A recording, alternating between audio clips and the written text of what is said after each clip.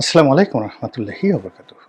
সম্মানিত দর্শক, বাংলাদেশে নতুন রাষ্ট্রদূত ব্রেন্ট ক্রিস্টেনসেন যোগদান করেছেন।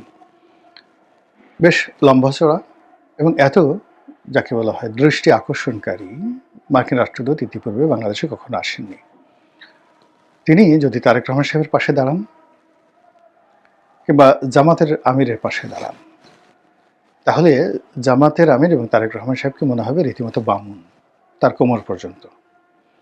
এবং তিনি যেভাবে আমাদের প্রধান সেনাপতির পাশে দাঁড়িয়েছেন, দাঁড়িয়ে নাই, পাশে বসেছেন, এতেই মানে অনেকের পিলে চমকে গেছে।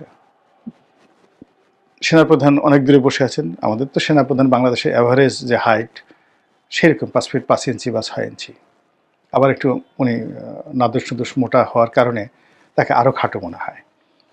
আর অন্যদিকে মিস্টার ব্রেন্ট ক্রিস্টেনসেন তিনি 7 ফিট না 6.5 ফিট, এটা নিয়ে আমার যথেষ্ট সন্দেহ আছে। আবার তার মধ্যে আবার বেশ মোটা-সোটা। তো কাজেই তার পাশে যদি সেনাপ্রধান দাঁড়াতেন, একটা বেইজ্জতি কাণ্ড ঘটে যেত। লোকজনের কাছে আমাদের আর মুখ দেখানোর কোনো অবস্থায় থাকতো না। কিন্তু তিনি যেখানে যেখানে গিয়ে ইতিমধ্যে দাঁড়িয়ে দাঁড়িয়ে ছবি তুলেছেন, সেটা ইলেকশন কমিশন হোক বা অন্য যে জায়গাগুলো হোক, প্রত্যেকটা জায়গার ইজ্জত পাংচার হয়ে গেছে।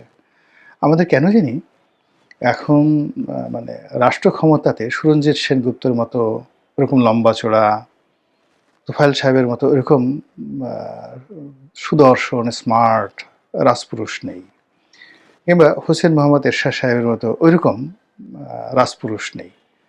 ওনার যারা লোকজন ছিলেন, মন্ত্রী এমপি ছিলেন, সবাই লম্বা-চড়া ছিল। আর আমরা এখন কি বলবো, সব খাটো খাটো লোক পেয়েছি, বাট্টু বাট্টু লোক পেয়েছি। আমাদের গিয়ে দেখেন ডক্টর মোহাম্মদ ইউনূস এভারেজ খাটো, এরপরে প্রধান নির্বাচন কমিশনার খাটো, সেনাপ্রধান খাটো, তারপরে ভবিষ্যৎ প্রধানমন্ত্রী তারেক রহমান সাহেব খাটো, তারপরে ভবিষ্যৎ প্রধানমন্ত্রী আমিরে জামাত আরও খাটো, তারপরে ভবিষ্যৎ স্বরাষ্ট্রমন্ত্রী ডক্টর আবদুল্লাহ তাহের আরও খাটো। এরকম খাটো একটা জায়গার মধ্যে আমরা পড়ে গেছি। তো এই সকল খাটো খাটো রাজনৈতিক নেতৃবৃন্দ যারা আছেন, তাদের পাশে যখন এরকম ব্রেন্ট ক্রিস্টেনসেনের মতো সেই বিশাল দেহী লোকজন দাঁড়ান, এমনি একটা ইনফেরিয়র কমপ্লেক্স চলে আসে। তো এই জন্য আমরা যারা বাঙালি বিভিন্ন সময় যারা ঠাট্টা মশকরা টিটকারি করতে অভ্যস্ত, তারা এই যে রাজনীতির যে রসায়ন, সেই রসায়নে আমাদের নেতা, রাষ্ট্রের যে কর্তা ব্যক্তি, তাদেরকে নিয়ে মিস্টার ক্রিস্টেনসেনকে নিয়ে নানা রকম কথাবার্তা বলার চেষ্টা করছেন। এই গেল এক।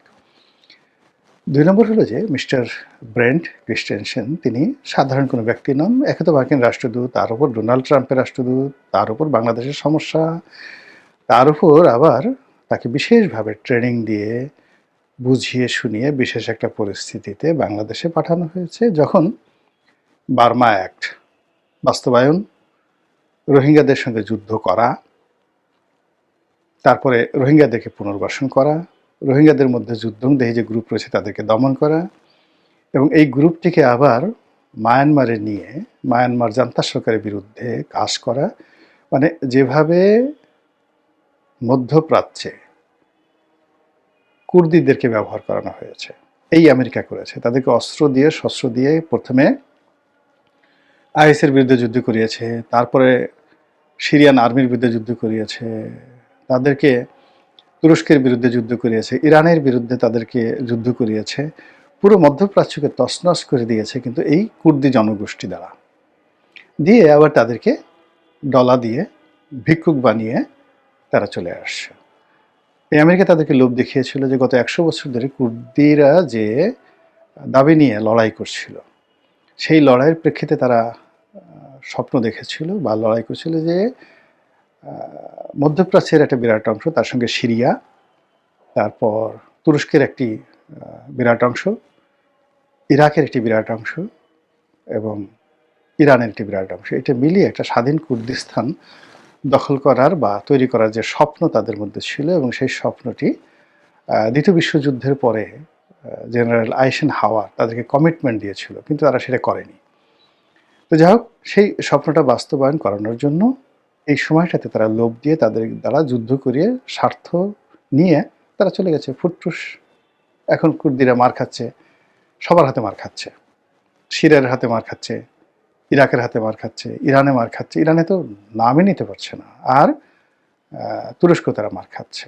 তো তদ্রূপ ওই কুর্দিদের মতো করে এখন রোহিঙ্গাদেরকে ব্যবহার করার জন্য মার্কিন যে মাস্টার প্ল্যান, সেই মাস্টার প্ল্যানের আপনি বুঝতে পারেন যে কি মাস্টার প্ল্যান, সেই মাস্টার প্ল্যান দিয়ে তারা বাংলাদেশকে ব্যস্ত রাখবে, মায়ানমারকে ব্যস্ত রাখবে, চীনকে ব্যস্ত রাখবে এবং কালাধান প্রজেক্টের ওই এলাকাতে ভারতকে ব্যস্ত রাখবে। ভারতের সেই যে সংশ্লিষ্ট এলাকা, সেই এলাকার মধ্যে রীতিমতো কান্না শুরু হয়ে গেছে। তো বোঝার চেষ্টা করি টোটাল কাজটা যার হাত দিয়ে হবে তিনি এই ব্রেন্ট ক্রিস্টেনসেন। তো কাজেই তার যে উচ্চতা, এটা যেন তেন উচ্চতা না, এটা আপনাকে বুঝতে হবে। তো এখন সেই ভদ্রলোক বাংলাদেশে এসেছেন, আসার আগের থেকে আওয়াজ হচ্ছে, আর তিনি আসছেন, আর হায় মিস্টার ব্রেন্ট ক্রিস্টেনসেন, আর হায় তিনি আসছেন, হি ইজ কামিং। এবং যখন আপনি দেখবেন যে কারো আগমন নিয়ে প্রচুর যাকে বলা হয় প্রচারণা ঘটে, ধরে নেবেন তার হাত দিয়ে একটা সর্বনাশ ঘটবেই। বাংলাদেশে পিটার দিয়ে হাঁস আসার আগেও কিন্তু এরকম প্রচার চালানো হচ্ছিল যে বাংলাদেশের জন্য স্পেশালি ডিজাইন করে একজন রাষ্ট্রদূত আনা হচ্ছে। তো পিটার ডি হাঁস আনার সঙ্গে সঙ্গে কি নাম দেখেন তো, পিটার ডি হাঁস, সবাই বলে পাতি হাঁস। এবং সে যে কাজটা করে গেল বাংলাদেশে, বা এখনো যে কাজটি করছে, অকল্পনীয় না? তো পিটার ডি হাসের আসার আগে যেভাবে তোড়জোড় করেছিল বাইডেন প্রশাসন, তার চেয়ে 100 গুণ তোড়জোড় করেছে ডোনাল্ড ট্রাম্প প্রশাসন এই ভদ্রলোক আনার জন্য। এবং পিটার ডি হাস আসার আগে যারা ছিলেন তারা মানে এরকম দীর্ঘমেয়াদে বাংলাদেশে প্রায় 17 মাস বা 1.5 বছর কন্টিনিউয়াসলি মানে চার্জ দ্য অ্যাফেয়ার্স ভারপ্রাপ্ত রাষ্ট্রদূত দিয়ে আমেরিকা চালায়নি।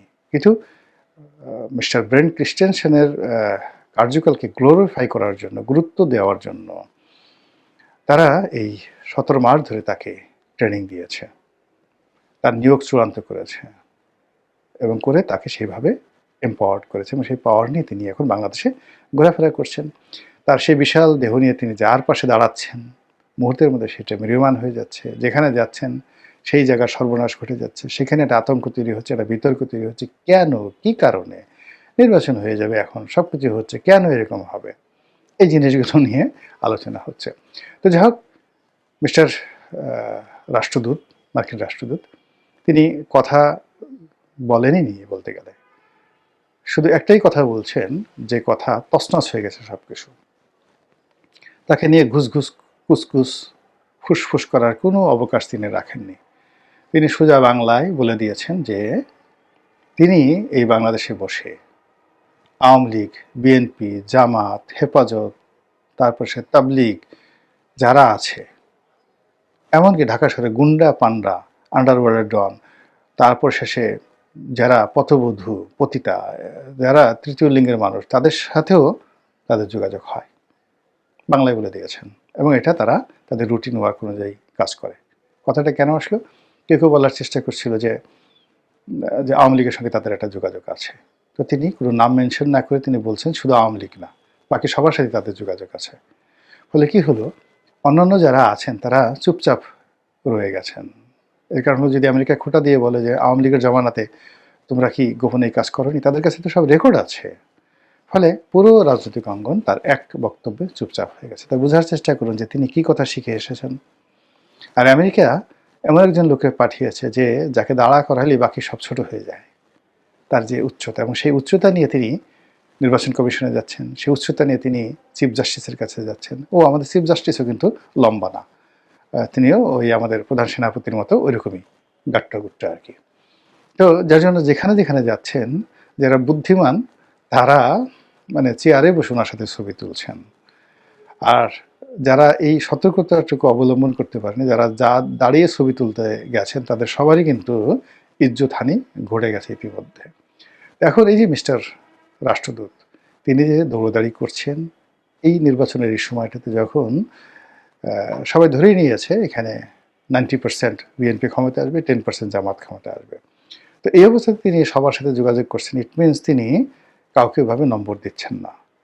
ইট মিনস তিনি যে এই মুহূর্তে নির্বাচনের যে ডামাডোল, সেই ডামাডোলকে তিনি গুরুত্ব দিচ্ছেন না। তিনি তার যে রুটিন ওয়ার্কগুলো করে যাচ্ছেন, সেই রুটিন ওয়ার্কগুলো দেখে আপনি কি বলবেন জাগো বাহে কণ্ঠে সবাই, কিংবা আপনি বলবেন পায়ের আওয়াজ পাওয়া যায়, অথবা আপনি কি বলবেন কিসের আওয়াজ পাওয়া যায়, নাকি শুধু দেখবেন তুমি আসলে বা তুমি গেলে শুধু চেয়ে চেয়ে দেখলাম, আমার বলার কিছু ছিল না। মহান আল্লাহ আমাদের সবাইকে হিদায়াত দান করুন এবং হেফাজত করুন। আসসালামু আলাইকুম ওয়া রাহমাতুল্লাহি ওয়া বারাকাতুহু।